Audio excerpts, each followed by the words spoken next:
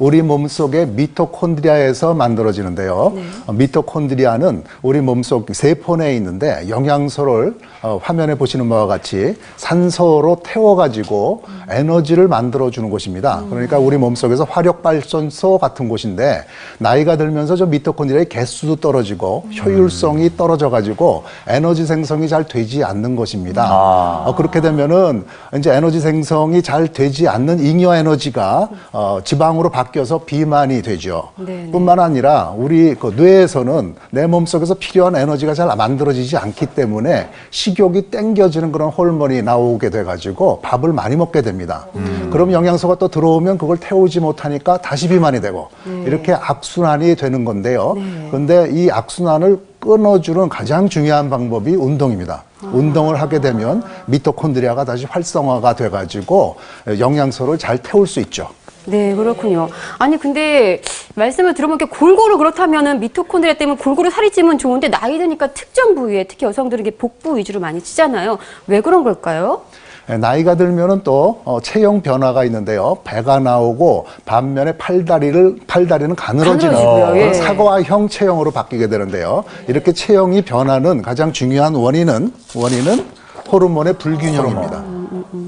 그래서 호르몬 중에서 지방세포를 분해하는 호르몬이 있는데요. 성호르몬, 성장호르몬, 갑상선 호르몬, 멜라토닌이 분비는 감소하고 그리고 그 비만을 그러니까 지방을 촉진시키는 그런 호르몬들 인슐린이라든지 코티졸의 분비는 증가해가지고 체형이 변화가 오게 되는 것입니다. 그런데 이런 호르몬의 불균형도 운동을 하게 되면은 상당 부분 개선할 수 있습니다. 네. 그 말씀을 듣다 보니까 이제 나이살은 어떤 누구 한두 사람만의 고민이 아니라는 생각이 들어요. 그런데 남성과 여성을 나눠서 비교를 해보면 남성들은 주로 이제 복부에 살이 더 많으시고 더 억울한 게 여자들은 팔뚝살이 찌고 허벅지까지 내려오잖아요. 네. 말은 편이지만 저도 살이 붙는 걸 조금씩 느끼고 있거든요. 네. 남녀의 구성 그 차이가 어떤 차이가 있을까요? 네, 비만한 남녀의 체형이 항상 분명한 차이를 보이는 것은 아니지만 말씀대로 남자의 경우에는 이렇게 복부 비만이 많이 됩니다. 이것은 아마 남성 호르몬의 영향일 거라고 생각이 들고요. 여성의 경우에는 두 가지로 나눠서 생각해야 됩니다. 폐경 전 여성일 경우에는 여성 호르몬의 영향과 그리고 활동량 저하로 인해서 허벅지라든지 그 엉덩이 살이 찌게 되고요.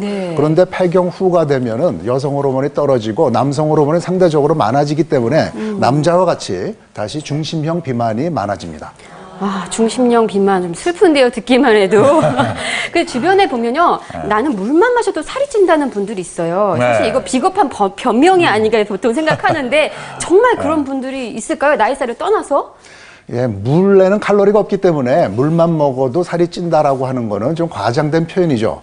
그렇지만은 사람들에 따라서 이렇게 차이를 보이게 됩니다. 똑같이 운동하고 똑같이 식사 제한을 해도 살 빠지는 정도는 차이를 보일 수가 있는데요. 그것이 바로 기초대사량의 차이 때문에 그렇습니다. 기초대사량이라고 하는 거는 우리가 생명을 유지하기 위해서 반드시 필요한 에너지인데요. 이것이 개인마다 좀 차이를 보임으로써 어떤 사람들은 뭐 쉽게 살이 빠지죠. 좀 덜 먹고 운동해도 빠지고 어떤 사람들은 노력을 많이 해도 잘 빠지지 않게 되는 그런 현상이 나타나게 됩니다. 이러신 분들은 사실은 자동차로 비유하면 열 효율이 굉장히 높으신 분들인데요. 과거에 이렇게 먹을 것이 없는 척박한 땅에서는 생명 유지를 위해서 이런 분들이 유리했지만 요즘에 냉장고에 음식이 굉장히 많을 때는 그런 분들이 비만이 쉽게 되면서 건강에도 불리하게 됩니다.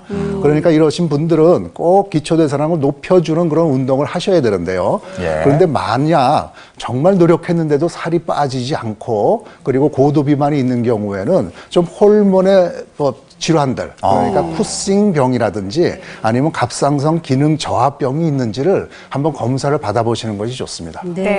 비유가 참 재밌는 비유였네요. 자동차의 연비에 해당된다고요. 열 효율이 높은. 그러면은 그러니까 기초대사량을 늘리기 위해선 그러니까 근육량이 필요하다는 말씀이죠? 예, 맞습니다.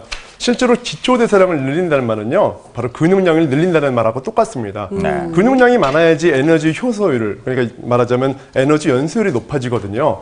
근육 1kg 정도를 늘리면은요, 우리가 보통 기초대사량 30kcal 정도를 높일 수가 있습니다. 결국은 지방을 뺄 수 있다는 얘기인데요. 그런데 너무 또 그것만 하면은요, 우리 근육만 좋아지고 지방이 안 빠집니다. 그래서 우리가 유산소 운동